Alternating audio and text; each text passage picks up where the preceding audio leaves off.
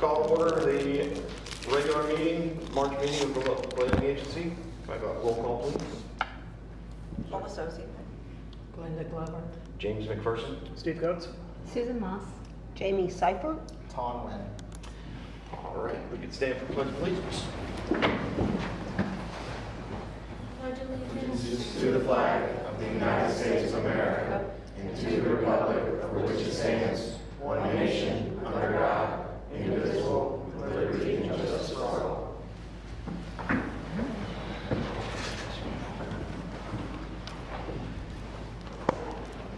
I have a motion to approve the agenda? So moved. Second.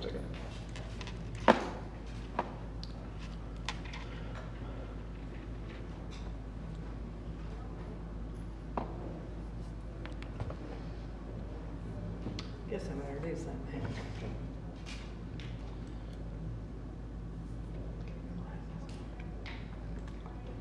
All right. And motion carries. And a motion to approve the minutes. So moved. second.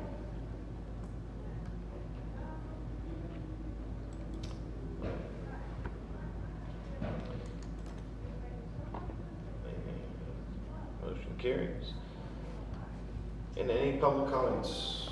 And Since there's a lot of public. Chairman, I would just say, since two of the items tonight are variance hearings with two very respective set of minutes, I'll need to take for each one.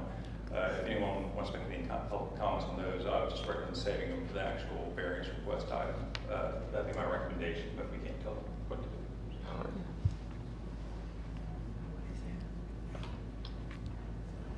Okay, then, moving on.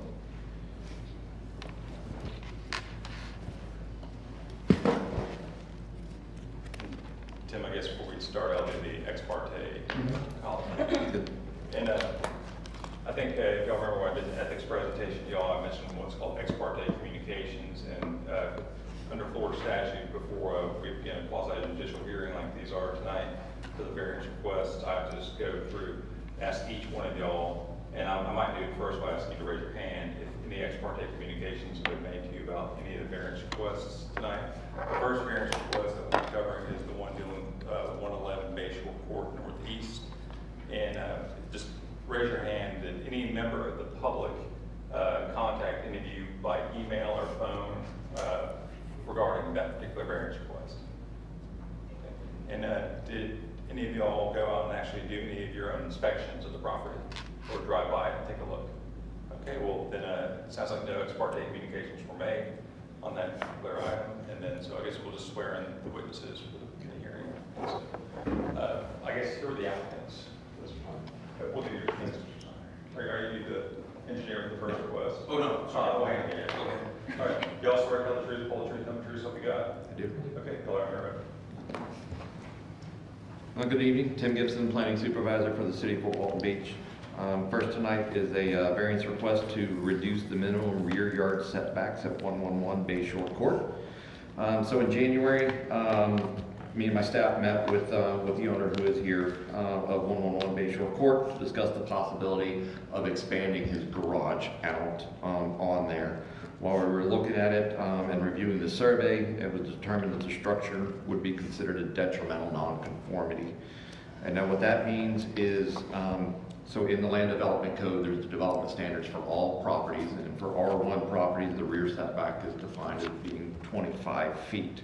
The survey for his house shows that his rear setback, the closest point to his house to the rear yard line, is 18.7 feet.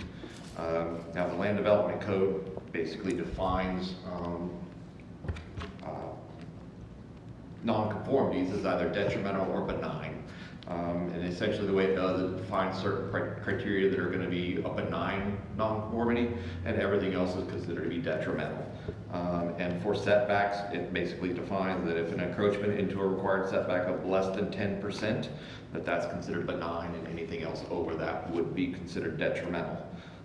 And this house is encroaching 25.2% into the rear setback, so it will be considered a detrimental nonconformity. So now in here for the variance, most of you have been through a few of these with me in the past. There's the 9 criteria that are listed in here. And section 8.2.2 states that in order for an applicant for a variance to be approved or approved with conditions, the LPA shall make a positive finding based on evidence submitted for each of the following provisions. The first one is that is due to the unusual or unique physical shape, configuration, or other physical condition of the development site. And while the overall shape and size of this property is pretty standard for what we see in the city of Fort Walton Beach, it is a corner property, and the house is situated at an angle on it, which does cause a lot of problems with setbacks and stuff that we've seen. This was a house that was constructed back in 1967, and it kind of seemed to be the thing they did back then was doing that, but what that did was create these nonconformities in there.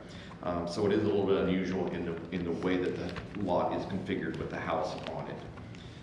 Next would be that whether or not this would deprive the property owner of property rights commonly enjoyed by other properties in the same zoning district, resulting in an undue hardship. And again, staff believes, this was built back in 1967, and the angle of the house does cause this to be closer than what is allowed out there. Your typical lot with the typical orientation of a house in there would not be in this situation, and they would be allowed to expand the structure like he's wanting to do on there. And it's important to note on there that so there's a couple of things in the code that this can conflict with. Being that it's a detrimental nonconformity, it's per the land development code, you cannot expand on a structure that's a detrimental nonconformity. So it was going to be an option, that doesn't even, there's some things that can come before the LPA for expansions of benign nonconformities, but since the detrimentals can't even be expanded with the approval of the LPA, what we did on this one is the variance to the setback, because if we change the setback on this to be an appropriate setback for the structure, it now no longer becomes a nonconformity and it can be expanded under there. Next is that the special conditions are not the result of the actions of the property owner. Again, this house was built in 1967 and the current owner purchased it last year, so this is not due to their actions. Whether or not this shall provide the property owner any special privilege that is denied to other development sites within the same zoning district. And just kind of the nature of a variance, they all kind of provide something to people. However, again, with the unusual configuration of this house on there, it doesn't give them anything over what a normal orientation lot would have in there. Next is whether this is the minimum variance that results in a reasonable use of the land, building, or structure, and it obviously it is, because this is an existing structure that's there. Next would be whether or not it's compatible with the resulting development with uses and land character in the adjacent and surrounding neighborhoods. And this is an older neighborhood. This variance to the setback, obviously it's not going to change anything about the physical construction of the property. Any of the expansion that he's looking to do will have to meet land development code requirements for setbacks. And I will also point out that the owner has made several improvements to the property since he's been there. And I would anticipate any continued improvement would be compatible with the neighborhood. Next is whether it's consistent with the intents and purposes of the requirements of the LDC. And section 1.00.01B7 states being equitable in terms of consistency with established regulations and procedures, respecting the rights of property owners while taking into consideration the interests of all citizens of the city. And equitable on this one is what we feel is important on this one, that, while it's not the same exact rule we apply everywhere with setbacks, the unusual shape and the configuration of this one we feel is an equitable solution for this particular property. Next is whether it's consistent with the provisions of the comprehensive plan. Staff believes that goal C in the comprehensive plan states to maintain a safe and adequate supply of housing by preserving existing stable neighborhoods, stabilizing and enhancing neighborhoods that are in transition, and restoring and rehabilitating neighborhoods that have declined. Again, this goes back to this is an older neighborhood. Making these improvements out there is really good for the neighborhood in there. Next is whether or not this is detrimental to the health, safety, and general welfare of the public. Staff does not feel any of this would be detrimental to any of those in there. And so with that, I'm going to make the unusual request from staff that we find that this variance request does meet all the criteria, and we do respectfully recommend the local planning agency approve the variance request for 111 Bayshore Court, northeast, to reduce minimum rear yard setback to 18.7 feet. Pending any questions?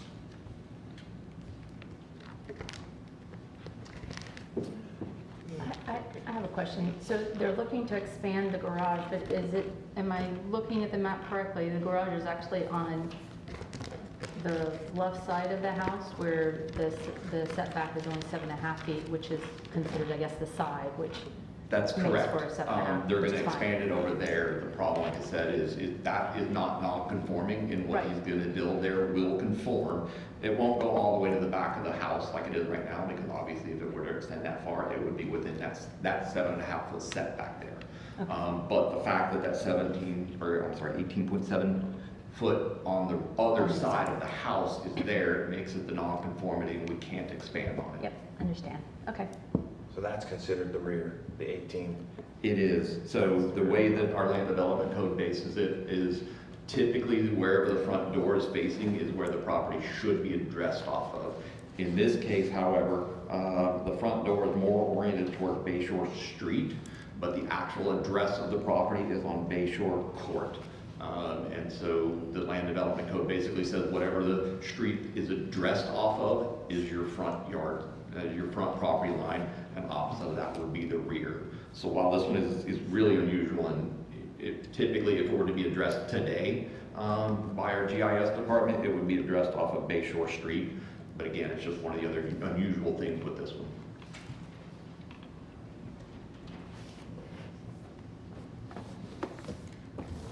And like I said, the owner is here if you have any questions for him. Sir, you can come to the podium and just identify yourself for the record. So they know. Hello, I'm Bruce Knight.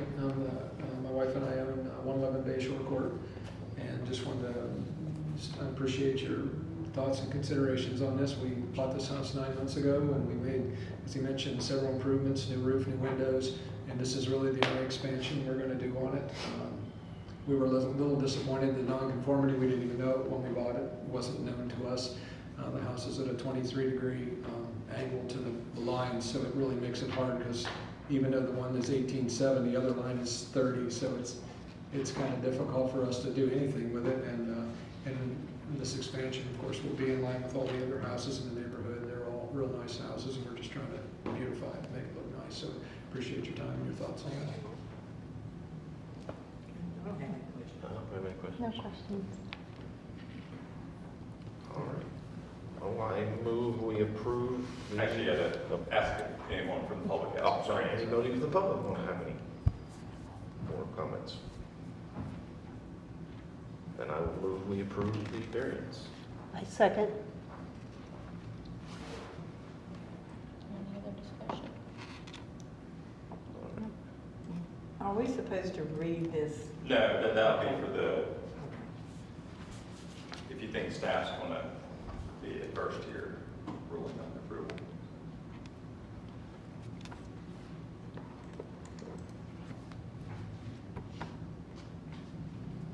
All right, motion carries. Good luck. Good luck. Thank you very much. Appreciate it. Okay, before we begin the next variance application, I'll just do the ex parte question again to everybody. And did anyone from the, raise your hand if anyone from the public reached out to you to discuss this particular variance request tonight? Okay, no one raised their hand, so no ex parte communications were made. And Mr. Siner, you swear to tell the truth? Yeah. You all swear to tell the truth, well, if you're so we got it. Thanks, God, all right. Good evening again. So for the second variance request, this is going to be for 27 Robinwood, which is the Fort Walton Beach Housing Authority. Over the past several months, staff has been in discussions with the Housing Authority and Choctaw Engineering regarding a proposed new development that's going to be located at the Housing Authority complex out there. The total property size for their development out there is 19.39 acres. The property is zoned as R2 multifamily residential. And can you bring up the zoning map to make it a little bit more clear? The property is primarily bordered to the north and south by property zone of R1. This particular site location has a few single-family homes to the north of it. The green, as you can see there, is a park, and the blue below it is a church that's located there. So that's roughly in the area where they're looking at putting that over there. Land Development Code, section 4.00.03 states the maximum height for buildings located 100 feet or less from a parcel with single-family residential use shall not exceed 1 1/2 times the average height of single-family dwellings in the adjacent or surrounding block. So this is really what brings us to the concern on this one, is that those single-family homes are there. The requirement is that anything above that 1 1/2 times would have to be 100 feet away from the property line. The proposed on this one, we don't have the specific site plan, but we're looking at approximately 40 feet away from the property line there, of where this 4-story building, approximately 50 feet tall, is going to be located. Now, I will note that there is a cooperation agreement between the Fort Walton Beach Housing Authority and the City of Fort Walton Beach. This agreement was signed back in 1968. It's attached in there. Some of it is very difficult to read. We were able to decipher some of it. And a portion of it does say in there that that the municipality may grant such deviations from the building code of the municipality as are reasonably necessary to promote the economy and efficiency in the development and administration of such projects. Now, obviously, with the Florida Building Code, we can't exempt that. We don't have a municipal building code anymore. However, kind of inferring from them from back on when this was in there, I do believe that, that basically we're going to try to cooperate with them on doing things that's going to help them with their development out there. And we do believe that, bringing this project and working with them on this does kind of show that support in there, as well as, the continued cooperation that we do have with the Housing Authority between the city and them. And then middle of last month, they did submit the application for a variance to the building height requirements outlined in the LDC, as we discussed. Now, for the 9 criteria in here, the first one is whether or not this is due to the unusual or unique physical shape, configuration, and other physical conditions of the development site. I will say on here, running east-west across the property line, basically starting just above where that church is, and running pretty much to the west from there. There are 2 very large stormwater pipes that run through there. That does add a little difficulty on some placements for this, because obviously you can't have large structures sitting over top of that. It does limit it to a bit. However, with 19.39 acres of property, staff doesn't necessarily believe that it's that limited in the size, that there could be other potential locations for this. I do know that they do have other potential future developments slotted for some of the other areas that they basically, that's why they need this here versus those other areas. Next would be whether or not the little interpretation would deprive the property owner of property rights commonly enjoyed by other properties in the same zoning district, resulting in an undue hardship. And this height compatibility standard is something we apply for everybody in all zoning districts that are not R1 zoning. So if you're adjacent to a single-family residential house, we restrict that height to the 1 1/2 times. We would round up in that. So if it's all single-family, single-story houses, we would allow a 2-story structure, but that would be the maximum we'd allow in any zoning district next to those. Next, whether or not the special conditions the special conditions are not the result of the actions of the property owner and are not based solely on a desire to reduce development costs. Again, we understand the restrictions on this property. However, the site location is very specific. It's not, that's where they're proposing to build this. So just kind of by nature of that, this is kind of the actions of them choosing to place the building at that location. Next, whether or not the variance shall provide the property owner with any special privilege that is denied to other developments. And going back to that same standard, that height compatibility standard that's listed in the LDC, we do enforce that with all other properties. Whether or not this is the minimum variance that results in a reasonable use of the land. And staff believes, if this variance is going to be granted, this would be the reasonable one for it to be granted at. That would be the minimum for them. Whether or not the approved variance shall ensure compatibility of the resulting development with the uses and land and character of the adjacent and surrounding neighborhoods. That obviously this is a height compatibility standard as it's labeled in our land development code, which is there to ensure that compatibility with the surrounding single-family homes in there. And so we don't believe that would necessarily be compatible in accordance with the land development code. I will note in there, though, that as you can see on the map up there, none of the single-family residents, they're not directly connected in the same neighborhood as it is right now. Eventually, I believe there will be a connection to the Housing Authority property off of Bass Avenue, but as of right now, it's basically a completely separated neighborhood in there. Whether or not this is consistent with the intents and purposes of the requirements of the LDC, and this with the LDC requiring, you know, the consistency with the application of regulations and establishments in there. Again, I hate to go back to the same thing, but this is a requirement that we've enforced with other properties across the city. Next would be whether or not this is consistent with the provisions in the comprehensive plan, and staff does believe it is consistent with the comprehensive plan. I'm sorry, it's not consistent in there. So the city comprehensive plan does mention the 1.5 times that is in there, and the comprehensive plan is not something we can get a variance to. However, one thing that's not in the city's comprehensive plan is the distance. The comprehensive plan just basically says that, you know, that 1.5 times the average height of the single-family dwelling or the land use to ensure the compatibility. The 100 feet is only outlined in the land development code. That's why this variance is for that 100-foot part, because that is not in the comprehensive plan in there. Next is whether it's detrimental to the health, safety, and general welfare of the public, and staff does not believe that it is in there. With that, staff feels that this variance does not meet the criteria outlined in section 8.02, and staff will be recommending that the LPA deny the variance request at 27 Robinwood to reduce the minimum separation requirements outlined in LDC 4.00.03B1 from 100 feet to 40 feet. Now, I will add a few comments in here that I think are important for context. The single-family homes, and you can switch it to the other slideshow. The single-family homes that are to the north, they sit approximately 7 to 8 feet. It's an extreme drop-off from the back of their property down to where this Housing Authority property is. So when you're talking about height compatibility standards, they're starting off 7, 8 foot above here. So it does make it a less of an impact with the taller buildings being on there, because they are sitting so much higher than the ground level at the Housing Authority.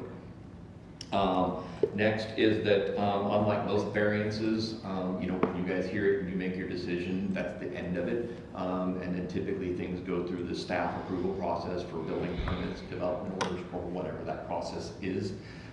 Given the nature of this development, there will be a development agreement that is in there.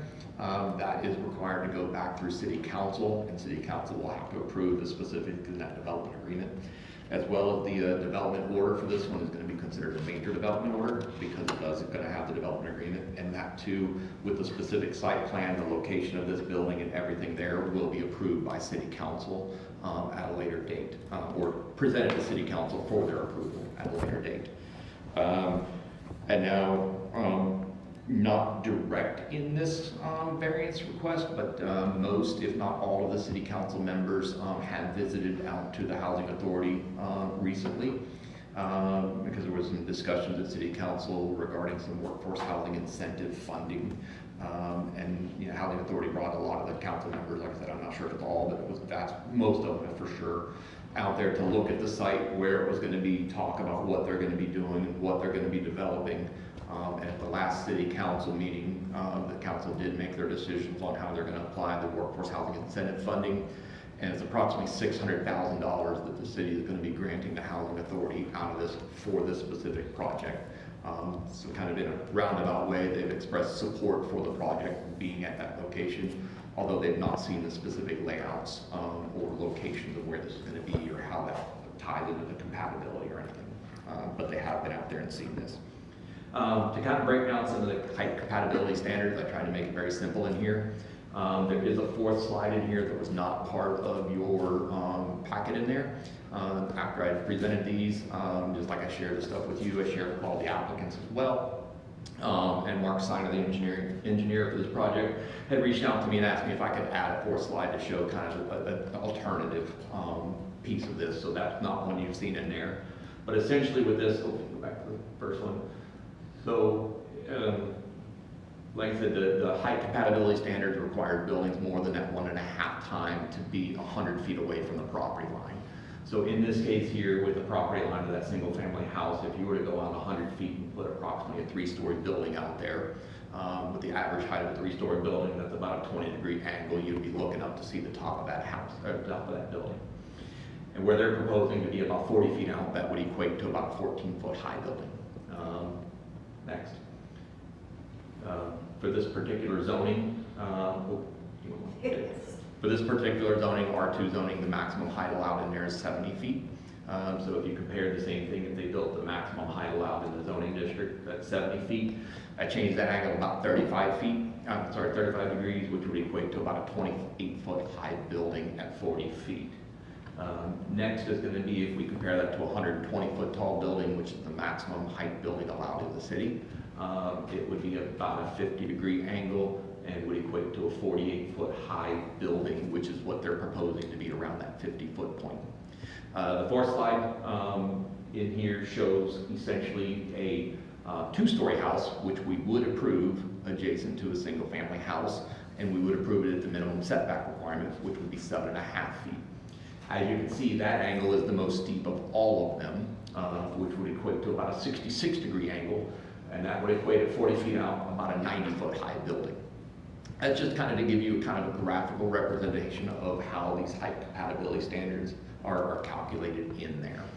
Again, the standard one is 100 feet out if you're going to be more than that 1.5 foot time there. But we felt definitely, and I concurred with Mark on this one, it was good input that, you know, I think it's important to show that's how, what that would be permitted as it is right now with a 2-story building adjacent to the single family in there. And that is all I have. Pending questions for you.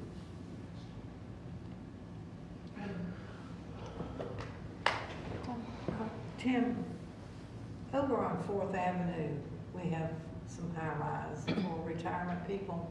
Okay. Has there ever been any problem with, because there's single family over there as well, has there ever been any problem or discussion brought to the city over the years? Not that I'm aware of.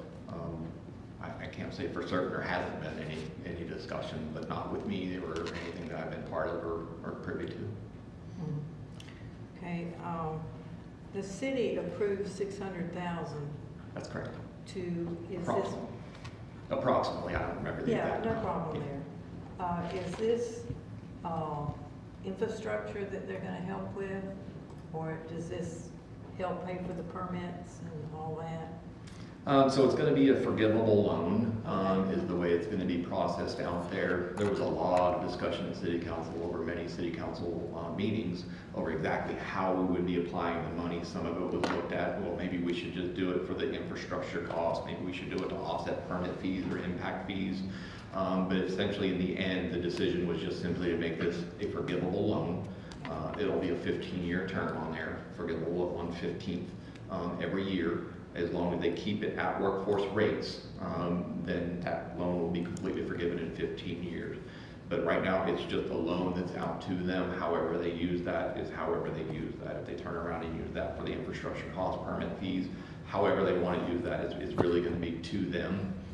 It's going to be a loan that's basically going to be paid out. Again, this will all be spelled out in the development agreement, but the anticipation right now, the plan is that the loan is going to be paid out at the time that the foundation survey is completed. So that basically puts it to a point where they're actually doing the work on this. We know this is going to happen, but it's also early enough in the process where it can be useful for them to continue with the development. Okay, are there any problems with the stormwater drainage off that property? It's kind of wet. In that area, not significantly. I'll let them probably speak a little bit better on that when they speak on this, because they're out there every day. I do know that on that map, if you get, you know, not where the church is at, let's switch back to the map. Sorry.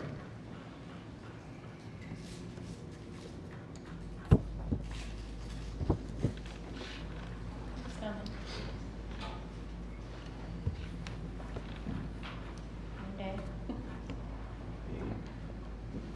Well, anyways, so if you notice, it was kind of like the little panhandle part that stuck out, which is where this is gonna go. In the larger portion at the south part of it, I do know there's a lot of stormwater issues in there.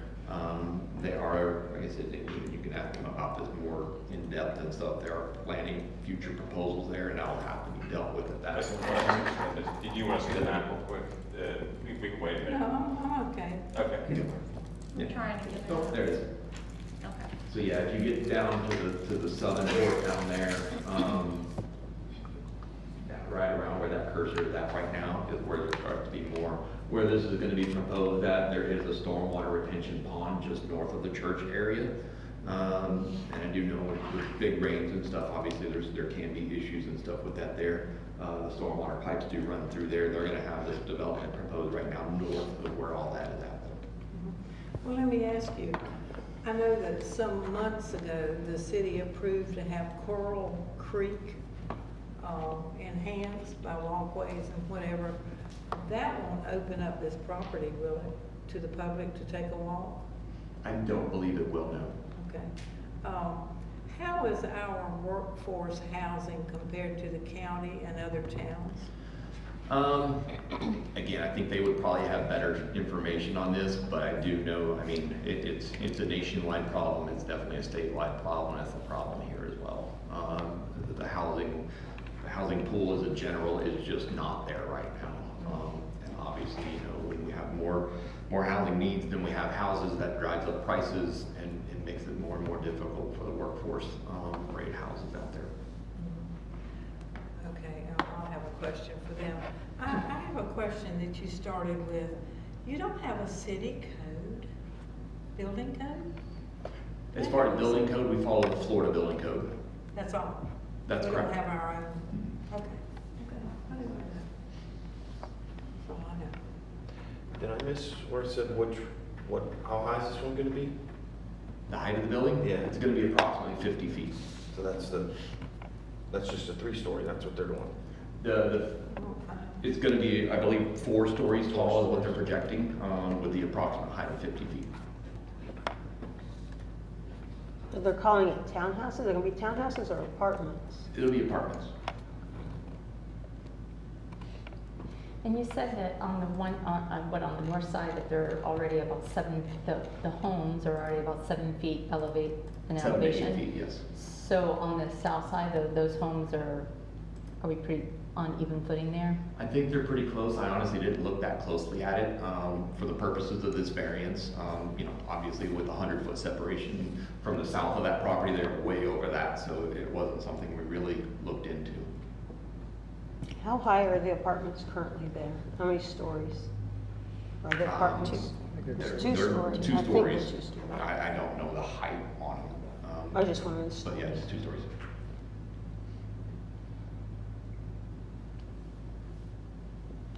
So they're asking for the variance to be 40 feet That's correct. versus 100. So that's COA 1. Is there a COA 2 to maybe not be 40 feet? Like, is it like 50 or 60 feet? As far as what's feasible for them, I don't know. Like I said, their engineers here can probably talk more specifically about that. Well, for purposes of the application, that's not their application asked for, so you just really need to be considering what they've asked for. Okay. But the applicant might be able to explain some of that to you as well. And so doing this, that it would be 40 feet from both sides then? Even though they're not looking at this current time to develop that south side?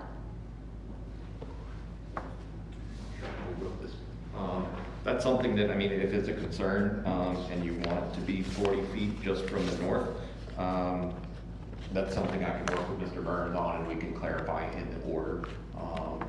And basically, we can take whatever you approve or disapprove of and draft the order appropriately.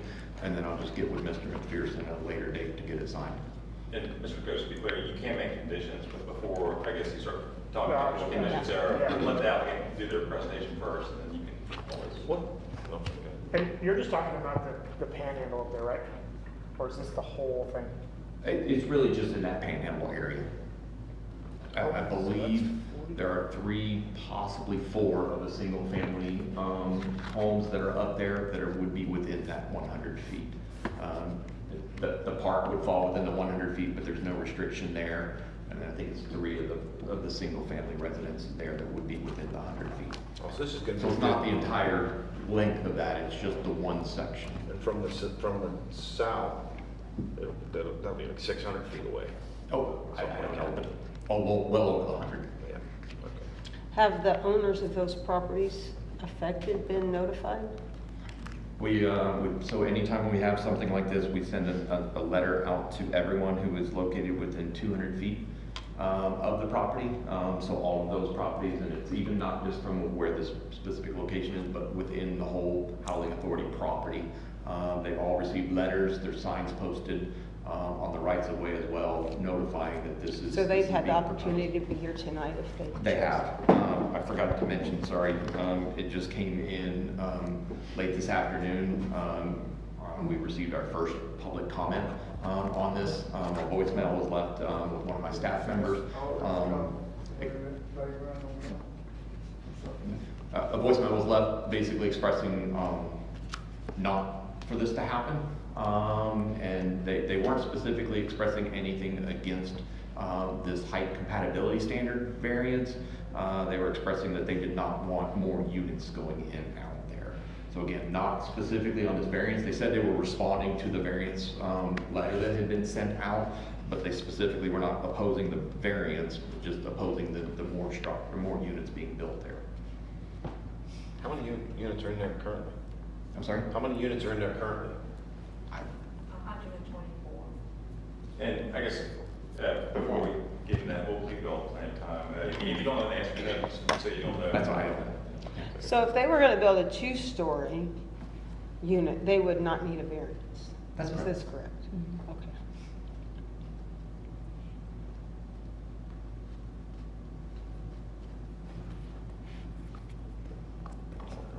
Anybody else? All right, okay, any more questions?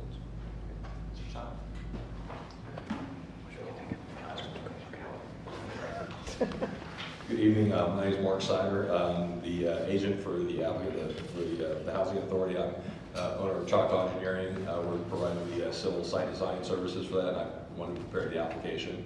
I realize that the variance process is a little bit tight and one-sided, and as I always say, it's almost like you have to produce a unicorn to get a variance. The way it's written is it's nearly impossible to obtain that, but at the same time, the whole reason we have this variance process is to give you the opportunity to basically weigh, the pros and cons and the merits of it to figure out whether or not it's something that you want to do as the city in order to facilitate whatever the needs are of the property owner. In that particular case, this project, we've got some things as, in the previous case you were talking about the corner lot and how they were situated, windows built and all those kind of things. Similar to that, this is a unique piece of property. Housing Authorities has been operating this piece of property as low-income work housing for a long time, and they're in the process of trying to redevelop it. Unfortunately, it's in one of the lowest spots in the city of Fort Walton Beach. We have new flood zones now, so we are going to have to probably elevate the majority of the site 4 to 5 feet. And at the same time, we can't redevelop the whole entire project the whole property at one time. It's just not feasible. So we've got some funding opportunities either through the city, state, federal grant. All these grants are coming in, they're coming together, and it looks like we have an opportunity to do something really good here. And the way the project is coming together, we can't afford to do 2-story buildings spread out all over the 19 acres.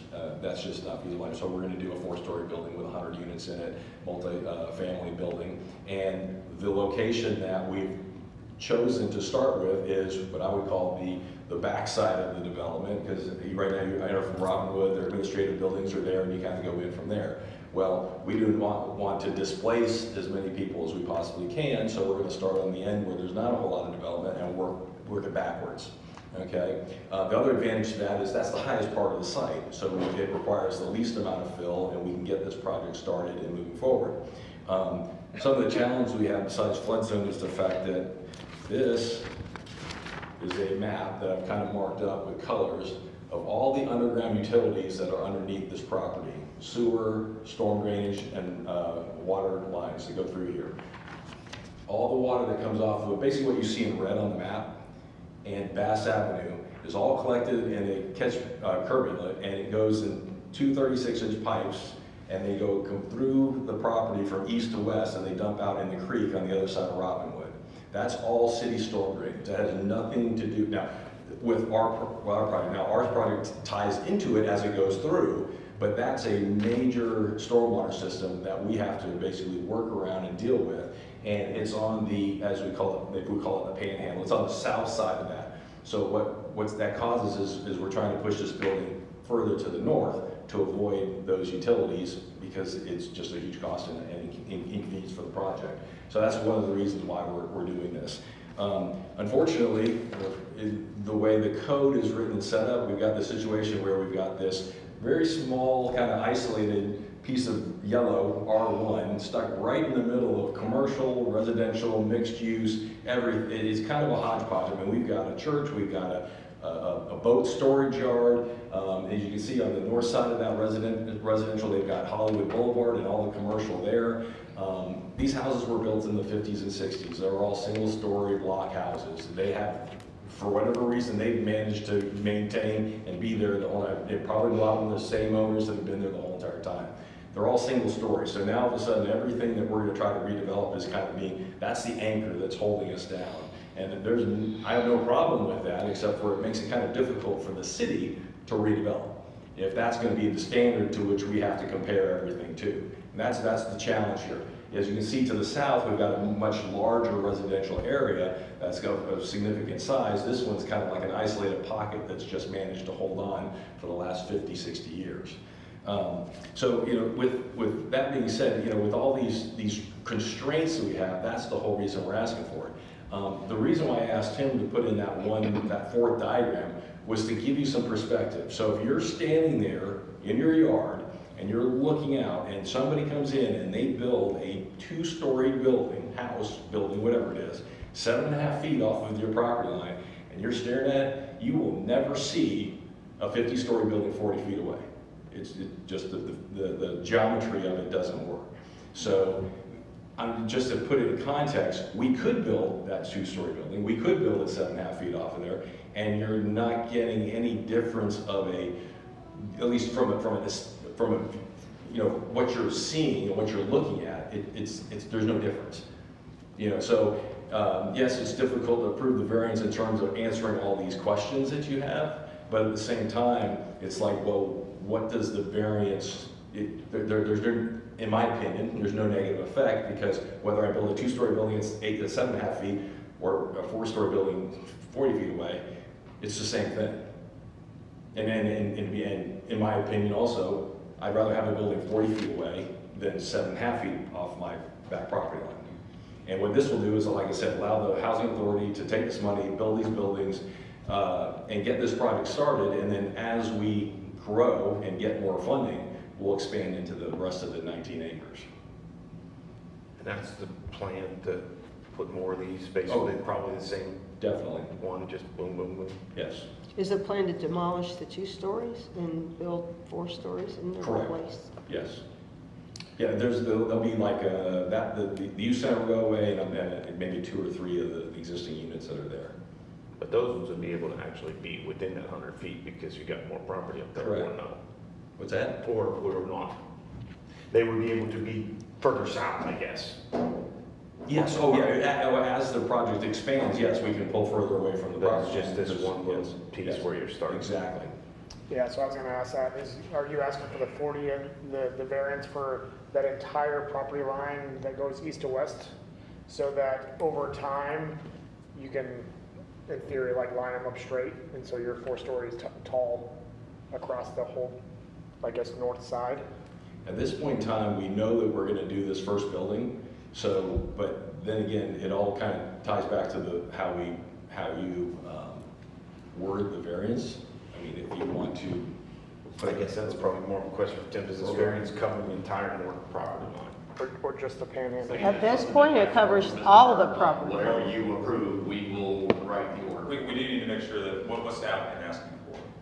Well, what we asked for, it would be, as you just mentioned, it would be for the whole thing, but that wasn't necessarily intent. We just wrote it in a very broad base. But if for some reason you want to put some sort of restriction on it, we can discuss that. So since they're asking for the whole, you can go less than the whole, but since they didn't ask for a portion up front, you wouldn't be able to expand it if they had not asked for that. So since you asked for the whole amount, you could always reduce it down. Like, I It think you just mentioned comes like something this about project. something, you could do the whole property, the north property line, the, the east, to 200 feet of the property, however you want to phrase that. I guess I lost you. The last couple. You're asking for 100 units to be built now. If we approve this, will this approve the whole 19-acre project? So no, all we're asking for is a variance from the setback so that we can begin the engineering and design process for that 100-unit building. And then as we move forward, there will be other buildings that we're hoping, if we get the funding, to build on the rest of the site. But for clarifications, their application is asking for the whole line, correct, on the property line. So if you did grant, just without any restrictions tonight, they wouldn't have to come back in for a variance in the future if they wanted to build a second building next to it, unless you decide to limit their, if you do decide to grant the variance tonight, you can put limits on it and say it's just for this one building at this time. If I can clarify as well, I believe you'll agree with me.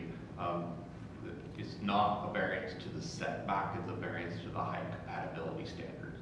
The setback is going to stay 7.5 foot. It's the 40-foot height compatibility standard. Because we can't get a variance for height itself. It has, but we can get a variance to the distance to which we can exceed the 1.5.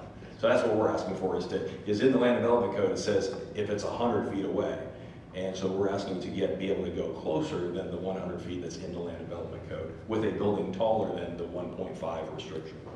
Is there a plan to put any, like, on the interstates they put the sound barriers?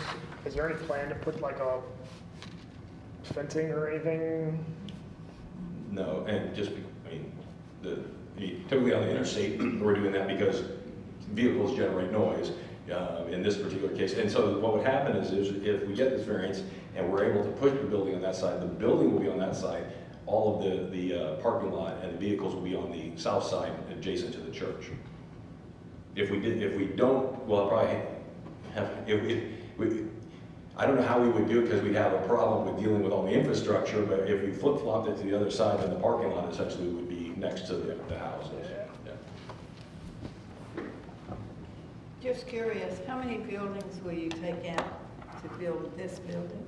Like I said, the youth center and then probably 2 or 3 of the existing 2-story apartment buildings they have out there right now. For this project? What's that? For this project? For this project, yes. Eventually, all of the existing houses, all buildings will go away, and then there'll be other multi-family buildings built on the site. Is there a plan to put a rec center back? A youth center? Yes. A youth center? Yes. Curious, how many units after the whole project's done? I'll let Jorge talk to that. Hi, good evening. Jorge Aguirre with 42 Partners. I'm one of the development partners with the Housing Authority. So our plan is to put approximately 300, just over 300 rental units over the whole parcel, plus currently about 20 homeownership units is what we have on the. About what? 20 homeownership units as well is what we have on the conceptual site plan for the entire development. And then as part of that, we're also allowing the space, allocating the space for replacement for the youth center, and also there will be space for replacement for the Housing Authority's office. So when it's all said and done, all of the existing units would be demolished, replaced with this combination of workforce housing. This particular building is going to be age restricted, so it'll be age restricted to 55 and over. Did I hear you say something about 24 houses would be owner occupied? Yes, ma'am. Well, we do have within our master site plan for right now 20 homeownership units. Why do you do that when it's a big apartment complex? We're trying to create opportunities for affordable homeownership as well, and you know, part of what the Housing Authority is trying to achieve here is to end the public housing program in the city of Fort Walton Beach. So all of these replacement units are going to be mixed income units. So there's going to be some affordable units, some workforce units as well. And so as part of that, we thought it was important to try to create some homeownership opportunities as well. And again, take this property and try to maximize the benefit to the community out of this acreage, you know, that's so centrally located. Why didn't you put the houses on that land where it's going to be shorter and move the stuff around? We designed the site plan, well, we inherited the previous site plan, and there's issues with the funding where we couldn't move where certain of the phases were. And so we took that site plan, we retooled it as best as we could, but there's a lot of things that we're trying to weigh in terms of the existing easements. And so when we looked at how the site laid out, it seemed to make the most sense to put the senior building there. Right, because at this time, it makes more sense for me to put the lower houses over there, that little panhandle there. So the houses we're proposing on the south property line adjacent to the south residential property. The Ranger Street properties. Mr. Chairman, can I ask one question? Because there was something mentioned in the presentation. You said some flood hazard, and I just want to make sure, because they do have to apply a different standard if this is in one of the flood hazard areas of the city. Did y'all do that analysis at the time? Because the city's community rating system, floodplain administrator has to make sure it's compatible. Was that? That's correct. It is. I'm actually the CRS coordinator for the city. Josh is the actual floodplain administrator for this. There are some floodplains in the lower corner, but honestly, regardless of the floodplain, it's going to really depend on how the project is designed. Like Mark Snyder said, you know, there's going to have to bring in several feet of fill and some stuff like that. So ultimately, I mean, right now, the floodplain will not affect this project. What the floodplain would drive is, you know, the fine tuning of the actual site plans. I worked with Mark over the years, and he's very well aware of this stuff and stuff. So what will be approved will comply with the community rating system and the NFIP. So, because the current location they're going to locate it actually won't be flood hazard, because we said that there's certain other parts of the property that really the flood hazard. So you indicated. So it's not a matter of whether something will be in a flood hazard, special flood hazard area, the SFHA. Things are located in there all the time. The NFIP requires them to be elevated to certain heights.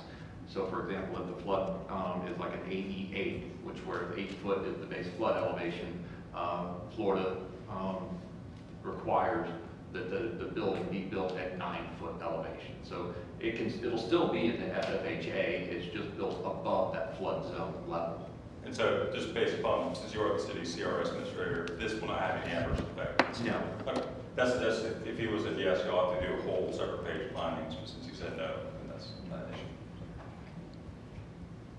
So Actually, it'll help because currently, the current buildings are below the flood zone, so they do not meet the current flood standards as far as elevation.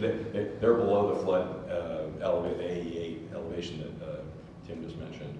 So this would be a benefit to the fact that any new development will bring us in, I'll say compliance, or it will be built to the current flood zone standards. And no others have brought that, Mr. Steiner, there's a whole separate page of code. When you said flood hazard, and then go into a whole separate analysis. But since Mr. Gibson said it's not an issue. I appreciate you bringing that up because I wouldn't want to have to do this twice.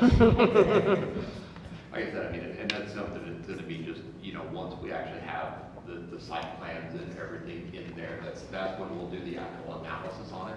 We can't really do analysis on it on a theory really there, so, it's just something that, every development that comes in, we ensure compliance with the NFIP. I apologize, Chairman. I think, and you said there's currently 125, 124 in there? 124 units. 124, so more than double. So, yeah, well, by 200 units. And it's hard to find land, and it's almost impossible to find land in the city of Fort Walton Beach, and we have a problem with affordable housing. This is, I mean, checks a lot of boxes that we're trying to address these days, and unfortunately, the property has some challenges to it that makes it a little bit more difficult to develop than other properties, but we can do it. We just need a little help. What's the estimated cost to relocate the utilities? To relocate the utilities? Yeah, so you want to put the building on the north side and the parking lot on the south side instead of flip-flop? Well, yeah, right now, we've got, it's right now, our utility cost, just for what we want to do, if we got this, it's right around $1 million. I mean, it's pretty hefty, you know, for what we're having to overcome. For the whole project, or just this building? For the project, because we have to relocate all of this stuff as if we're gonna, because you just can't move just a little bit of it. So yeah, it's a big task on the front end to get all this stuff moved and out of the way. And to some extent, it doesn't add any value to our project because of the fact that we're basically moving things that really benefit the city more than anybody, but they're there and we have to address them. We just can't take them out and make them disappear. So I have Tim, you mentioned the elevation, that north side being 7 feet above, but really it will end up being maybe more like 2 feet because you're going to bring in, I mean, and that particular spot on this one, will you have to bring in fill to lift it up? We will. So it will no longer be that angle. But going back to that then, I'm trying to envision, because you're asking for the height variance, so I'm trying to envision like exactly what that's going to look like on from the street. And if we're looking at 4 stories, it will be capped at 4 stories, or will we be, you know, or will we be opening up the Pandora's box for 70 feet?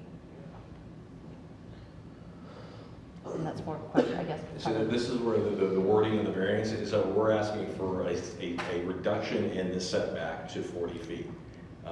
We're not discussing the height. So in theory, if you want to take it all the way and be completely transparent with you, we could build something up to the maximum of 70 feet because we're not restricting, or there's nothing in that's restricting us from doing that because that's what's allowed by the zoning category that we're in. But for our purposes, we have a plan. We know what we're going to do. We're going to do a 4-story building that's around 50 feet tall. And if the variance is granted and then everything, you know, falls to pieces, then the next, anybody else who wanted to develop on it, it's only with this particular development, correct? Essentially, I mean, you can place, you can limit the conditions to the current applicant if you want, but typically they can also travel the property. Like if they complete the variance, even though the project falls to pieces, then it's been completed, all the work alongside it. But if their whole development fails ultimately, then the variance wouldn't necessarily still be in place because there's still a development agreement and all that it's on the go through. So the new applicant would have to probably come in at that point and get a new variance. So we can put a restriction that says, it would expire after 1 year if it's not used. so we can put a restriction on it that says 4 stories, that's the max. Well, you can't No, restrict the because height. we're restricting just Sorry, the not variance. 4 stories, the 40. 40 feet from the property line. Yeah. I guess we'd just be a little nervous that if everything fell through, then the next people coming in going, oh, we've got this 40-foot variance and we're going to put. Yeah. Well, the We're interesting gonna about look this at- piece of property is I don't think there's going to be anybody else. I don't think the housing authority's ready to give it up anytime soon. If it helps, that the housing authority is not allowed to sell this property. So in There you that go. sense, you know who your partner's gonna be forever, and it's the housing authority right around the Okay. corners. Yeah, The housing authority is kind of in the same boat as the city. We're providing a public benefit and service, Yeah. so, and we have lots of rules and regulations that we have to, live by. And so it's, like I said, it's a unique project because this is not like a typical project I do where it's a developer who's trying to, make some sort of profit and benefit from it in that manner. This is something where the housing authority's been there forever as a partner with the city and trying to provide a service to the city, and we're trying to maximize and utilize the property to our best of our ability. so until the additional you'll demolish and develop that section, but until then, everything will be status quo on the other buildings and the other offices. Correct. To minimize displacement, we're only going to demolish units as we need the room to build the replacement units so that we can do relocation of the existing residents on site as much as possible. And then as we add more units, then, bring in new residents. So will the construction and everything happen, and I'm sorry, I don't have my map up, but from this, the Bass Street side, so you don't interrupt the residents that are on the Robinwood side? Is that the plan? Correct. Is there currently an entrance on the Bass Street side? No, but No, they said they it's were just going to the one eventually side. add one. And given the administration building for the housing authorities on Robinwood and everything, so that all has to stay intact while we're doing all this, and eventually they're gonna move that building to the other side and kind of almost like flip-flop the whole entire site eventually. And then nice thing is when we build this building, we'll be adding a significantly more units with this first building than what we're gonna be taking out. If I So can, is there- real quick to clarify, just going back to the flood zone, I just brought up the map so that you can see, and this is part of what Mark was talking about there earlier, with it being the highest elevation. Really, where there's 25 of that is where the youth center is, and so this is roughly where they're going to be building it, and you can see that's not actually even in the flood zone. But these are sitting, it's going to need a couple of foot of fill, and the houses up here, the properties are a little bit lower at the end, but the properties are sitting around 15 feet, and this down here is around 7 or 8 feet. So even with the fill, it's going to still be, the houses up here are still going to be significantly above this development. As you can see, basically the whole entire property is in a flood zone. And you were asking about, and periodically when there's a significant event or a tropical storm or something like that, the city system that goes through can't handle all that stormwater, and it does back up into their property. And Tim, if they do grant the variance, I think just put a condition on that it has to comply. If you have done the full analysis on the flood area, actually, once they get the building, it just has to comply with any flood standards that the city has anyway. I mean, they can put it in there if they want, but the requirement of being an FIP, and even if they said that he doesn't have to follow that with this variance, they would have to. So regardless, they're gonna have to follow FEMA guidance and FIP, so. Is there current housing to house the people that would be displaced by? Are you asking if we have currently plans so we're gonna demolish 24 units, and so right now the plan is to relocate those 24 households within the property. There's currently some vacant units that we're gonna take advantage of, and then over the next year before we start construction, we'll continue to, as units become available on site, move as many residents as we can on there. If not, there are other housing authority properties that we're gonna look to temporarily relocate residents off site if that's needed. But right now, our goal is to do it all on site. So minimum disruption to the residents' lives, right?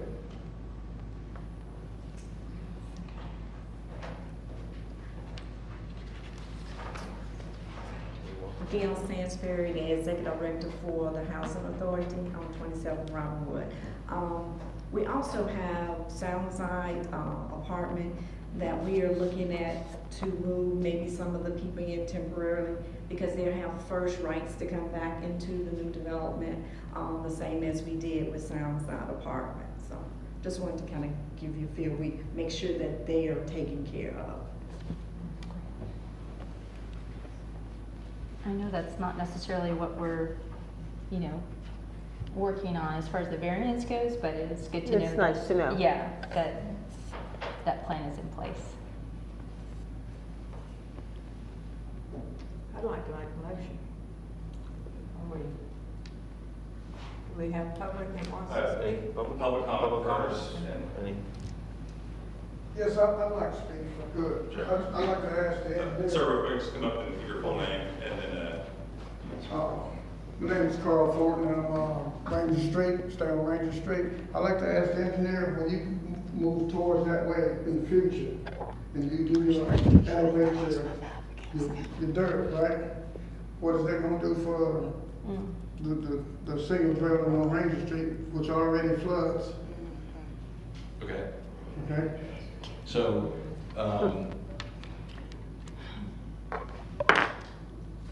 the best way I can answer that is that when, as part of the development process, we have to handle our own stormwater runoff from our site. So we'll be putting in stormwater management facilities to collect that runoff, so it won't be leaving the site. So it won't be a valve there, right? So yeah. when you do your elevation, that makes it worse. That's already pre-existing, and it's all what's happening there is already happened. I understand what I'm getting at is the fact that when we fill it though, we won't be pushing it on your property. Right, we hope so, right? Yeah. Because with the storm drain, we gonna install new storm drains up. Correct, yeah, we'll put in the stormwater system to handle that runoff. Yeah, Okay. don't worry, I got you. Okay, I'll need my answer. Yes. Okay, that's all I wanna know. Yeah, one of the things, I don't know if is that what we're planning on doing, just to address this gentleman's comments, is we're gonna, what would, ultimately the plan would be to take, if you have an aerial photo, right now, if you can see, just north of the church, right there where that cursor, what happens is the water goes into that big hole, and it's not a stormwater pond because it doesn't hold anything. It basically has a pipe going in one end and a pipe going out the other. And then those pipes go behind all the buildings, you can zoom out, and goes up behind all those buildings, and then eventually comes out of Robinwood where the creek is on the west side. What we're planning on doing is taking that open ditch and taking that ditch and bringing it all the way down around the south end of the property, then bringing it back out to continue north and take it out where on Robinwood. So you'll have this open system. So like this gentleman was talking about, all that water that's going through there would never get to those houses because it would be collected in a basically like a creek or something like that, and then just be directed. And we're gonna, instead of flowing it through the pipes, we'll flow it overland through like a stream. So it'll look a little bit more aesthetically pleasing, and it'll have more capacity to handle the stormwater runoff. And to hook up with a current stream. that's Exactly, yes. Mr. Chairman, can I grab the engineer and Mr. Gibson real quick? Because I want to show them the one section of the code I'm talking about, because I think y'all are going to have to make these separate findings from everything I've heard tonight. So I want to make sure y'all do approve of it, because that's when I want y'all to get caught off guard. Sure.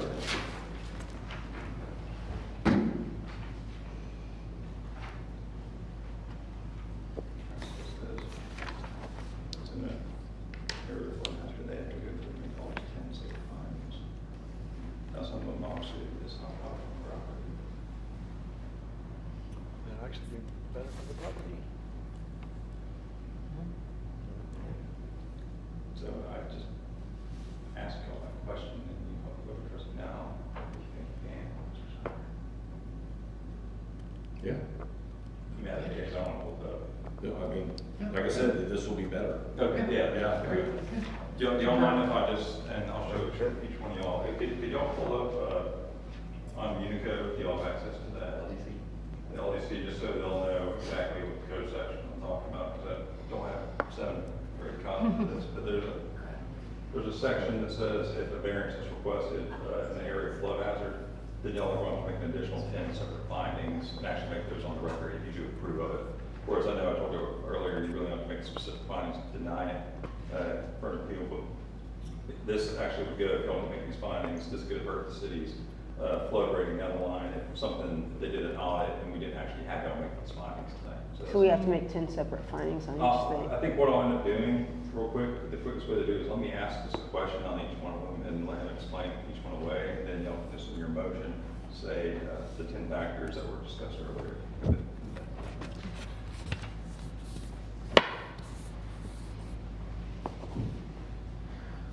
Okay, so Mr. Steiner, I guess one factor that answer or going to meet the burden of showing there's no anticipated danger to public safety from materials that may be spoken onto other lands, thereby causing injury to others.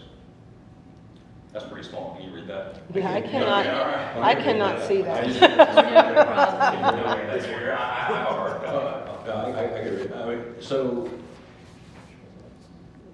because of the fact that we're going to be redeveloping the site and it's going to be a new design, we will basically design it in such a way that that does not occur.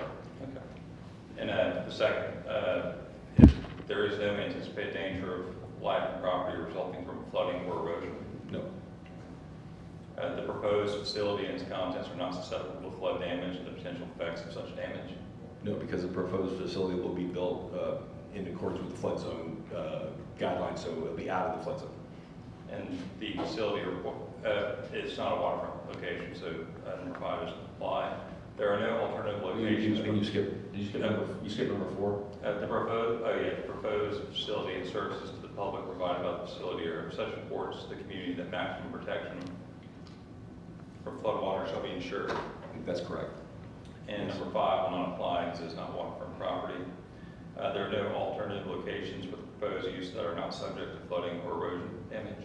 Yeah, and because we'll be elevating the site, it won't be subject to any flooding or damage. Safe access to the property can be maintained in times of flood for ordinary and emergency vehicles. Correct.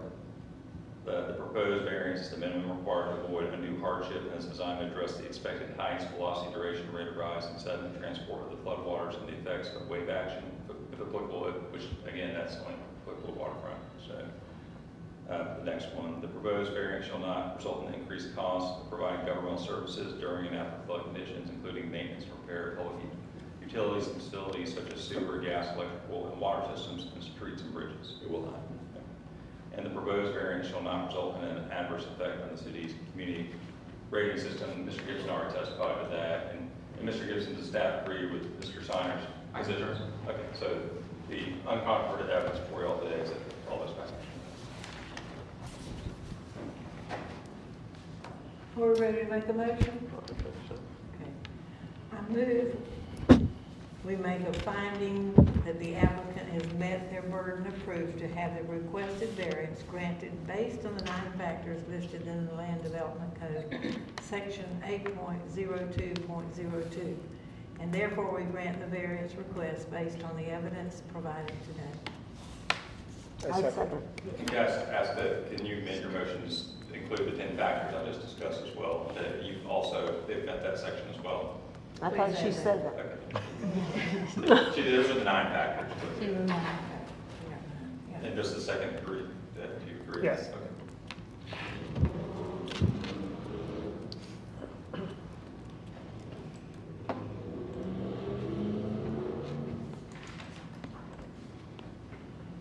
All right.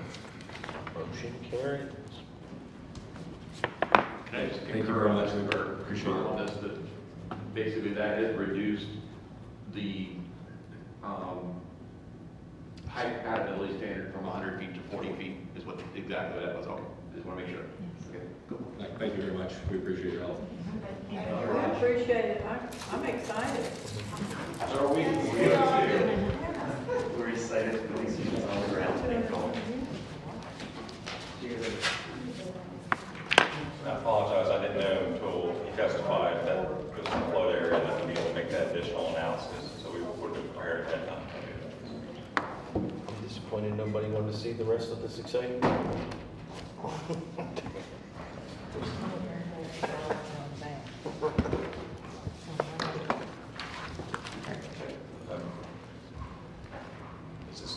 Are we on number 7.1 now? Yes.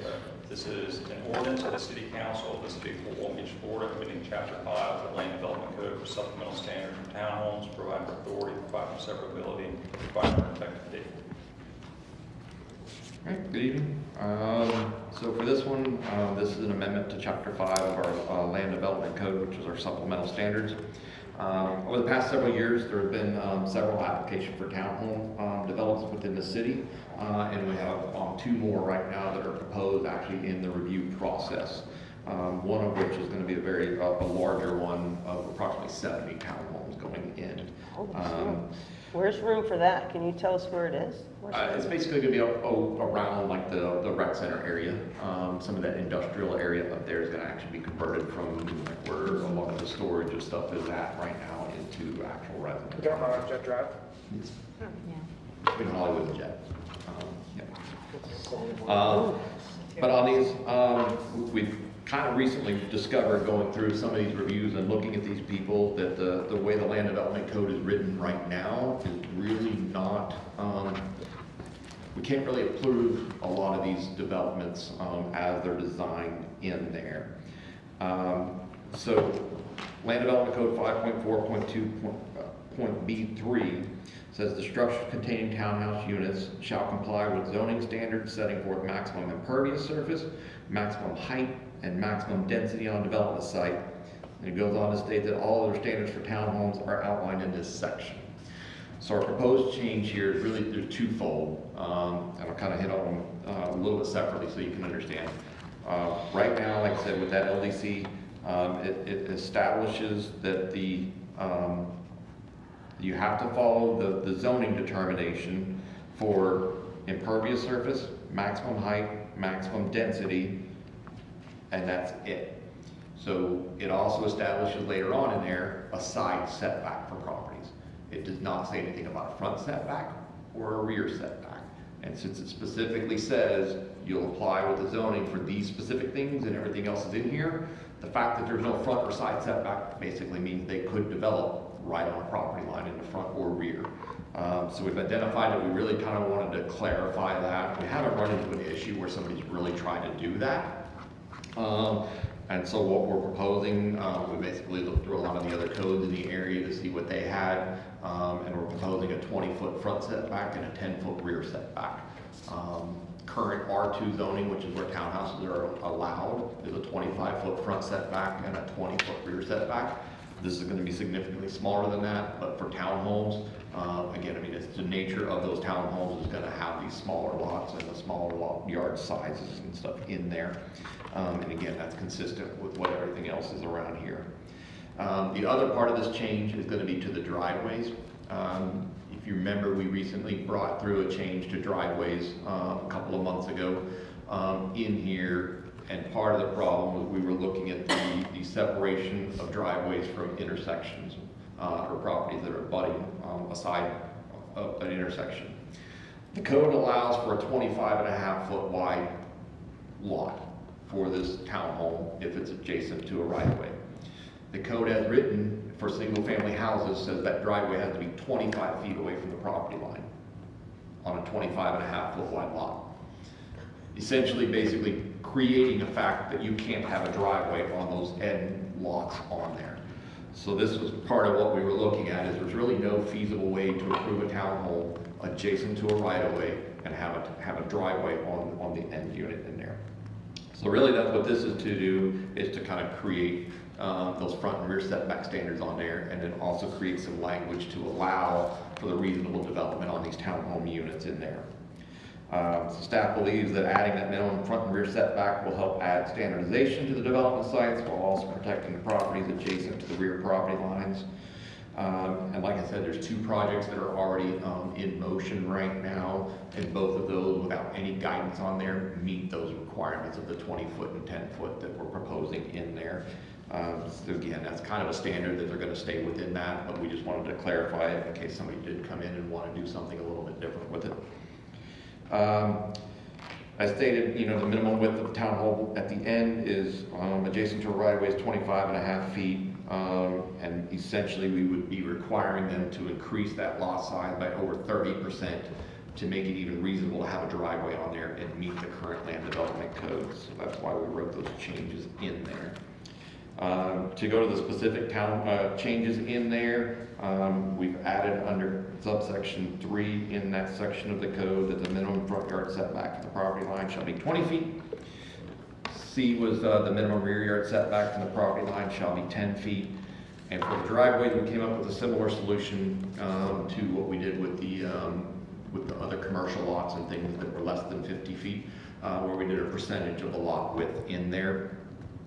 We came up with the driveways For lots with side yards adjacent to a right-of-way shall be located not less than 50% of the lot width away from the side property line adjacent to the right-of-way, and regardless of lot width shall not be less than 15 feet from the property sideline, the side property line adjacent to the right-of-way. So essentially, if you've got that 25.5 foot wide lot, the side that's adjacent to the right-of-way, you have to be at least half of that distance away from there, but at least 15 foot. So if you're right at the very minimum of 25.5 foot, 15 feet over, you could have theoretically a 10.5 foot wide driveway, which is probably narrower than what would be typical on there, but we didn't want to allow it too close to that intersection just to protect for safety and stuff in there. But we felt that that would be reasonable to allow for the developments on there. And with that, staff respectfully recommends local planning agency approval to recommend city council adoption of ordinance 2139 to amend the land development code, chapter 5, to amend supplemental standards for townhomes. I just have a question. Yes. Is it because of the property type that you're asking for this change? The only reason I'm asking is because the new townhomes they put up here on homes. I mean, I don't know the exact measurements, but I would assume that they're going to look like that, right? Just here on Jet Drive. So the Jet Drive one, I don't want to get too much into specific projects and stuff, so that's going to have some internal roads and stuff on it and things in there. Really the need for this is again, I mean, so townhome units are allowed to be on R2 properties, zone properties. So you can take an R2 lot and you can split it into however many townhome units you're going to do on that property, or some mixed use zoning is allowed in there as well. But when you do that, you're allowed to create a 25.5 foot wide lot that's right on a corner. And right now, there's just no feasible way to put a driveway 25 foot away from that side property line. Okay. Unless we seriously make them increase the size on there, which would just go against kind of the intent of these townhome units.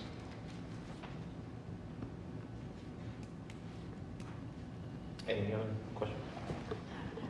I move to approve. Any members of the public? Any members of the public that is left? I second.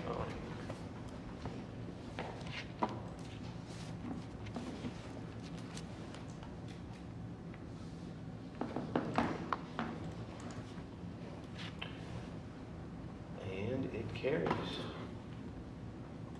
Next. Planning supervisor reports.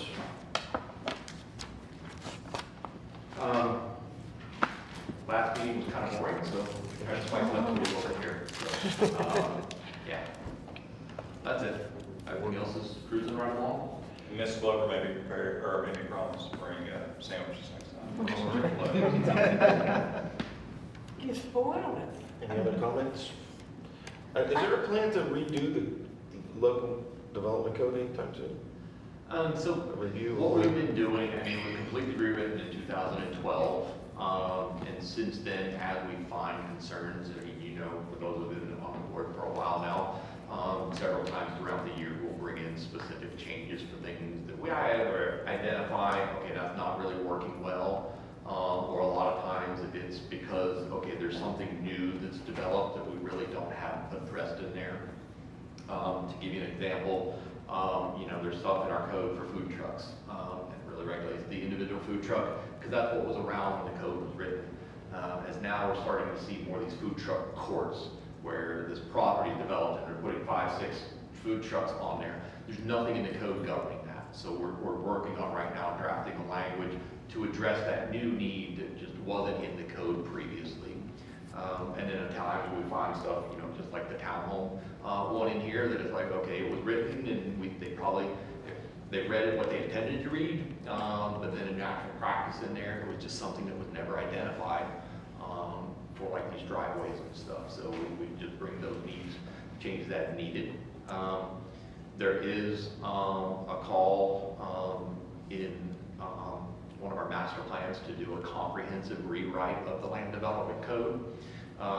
Essentially, I mean, that's something we can be looking at possibly, but also staff doesn't really want to just start just rewriting stuff that there's no real need to change. So rather than kind of, you know, building these things up and doing one big comprehensive rewrite every, you know, 2, 3, 4 years, Staff's approach has really just been to draft these up individually to answer those individual needs for the code as it comes up. Yeah, I understand. I just thought maybe there was something written in there like every 15 years or so you'll redo it, or 20 years. There's a requirement to do the comp plan every, was it, how many years is it? The comprehensive plan is every 5 years. Every 5 years, so that's. And there's other ways to do amendments on that one. Not to jump too far ahead, we are looking at a few comprehensive plan amendments coming up. Those are much more detailed. Those end up going to the state for their reviews and everything else. So technically, the future land use map amendments that come through here for your approval and then on the city council, those are part of the comprehensive plan, but those do not require going to the state for their review. Are you gonna see a lot of changes as they change the master plan for downtown? Sorry? Are we gonna have a lot of things to review later down the line whenever they change the master plan downtown? Because, I mean, once they There start, will be. there's gonna be a lot of things changing down there. Correct. One of the big ones, and you've been around and watching some of these things, is the downtown density. The downtown master plan calls for the development of an MX3 zoning district with a higher density than what we currently have. Right now, the max density is 30 with the max bonus provisions of up to 45 units per acre. The downtown master plan calls for a higher density. And that's where we're trying to figure this out. That might be one of the comp plan amendments because the comprehensive plan actually limits the maximum density of 45 units per acre. So in order to enact that downtown master plan and have a higher density zoning district down there, we're going to have to amend the comprehensive plan before we can amend the land development code. So we're going to do them simultaneously, so that way we can see exactly what we're going to do. Right, but there's gonna be some mixed use cases right there where we're talking about the restaurants or something downstairs and the apartments upstairs. Ultimately, it's going to be driven by the individual developers on the private property. I mean, the market will kind of drive what they do on there.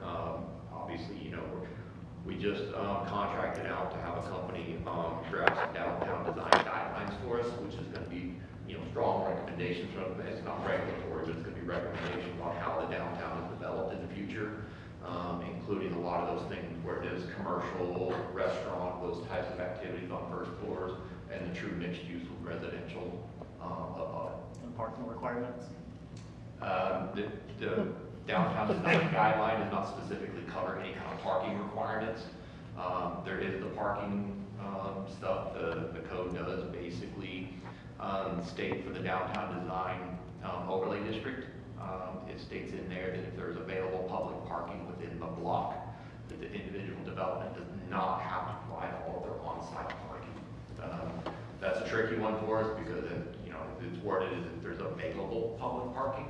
And so really what's available versus used up. And it does specifically say within the block. So sometimes that gets interesting trying to find, okay, well, what is within the block of this downtown design overlay district? Like a parking garage. That's a constant challenge we do have. We strongly encourage all these developments, and we've got a few coming in right now. And all the ones that are in, we're actually working closely with them and encouraging them. And so far, all of them are actually providing all of their required parking on site as they do the developments, just so it doesn't complicate anything more. Has anybody ever proposed a parking garage? I'm sorry? Has anybody ever proposed a parking garage? It's been thrown around before. It's been proposed. It's quite an undertaking.